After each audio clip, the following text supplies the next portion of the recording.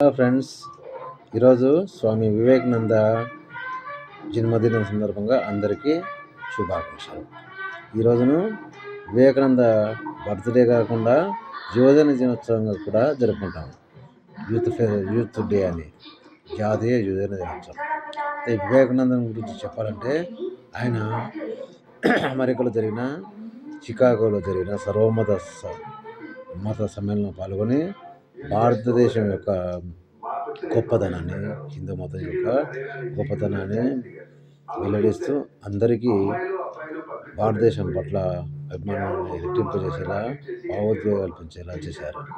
ఆయన ప్రసంగంలో మొట్టమొదటి సంబోధన అనేదాన్ని చూపించారు. ఎలా అంటే dear American brothers and sisters సంబోధిస్తూ ఆయన ప్రసంగాన్ని ప్రారంభించారు.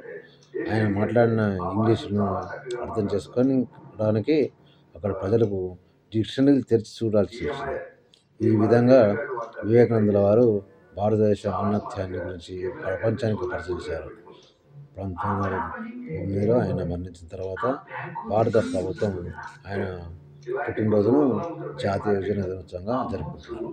కావున మనందరం కూడా వివేకానందాన్ని స్మరిస్తూ ఆయన భారతదేశం చేసిన గొప్పతనాన్ని కీర్తిస్తూ మన ఏ దేశంలో ఉన్నా కానీ మన భారతదేశం గౌరవాన్ని చేయాలని కోరుకుంటూ, ఆ విధంగా భారత ప్రభుత్వం ఈ యొక్క 5 రూపీస్ కాయిన్ను వివేకానంద యొక్క బర్త్డేగా రిలీజ్ చేయడం జరిగింది.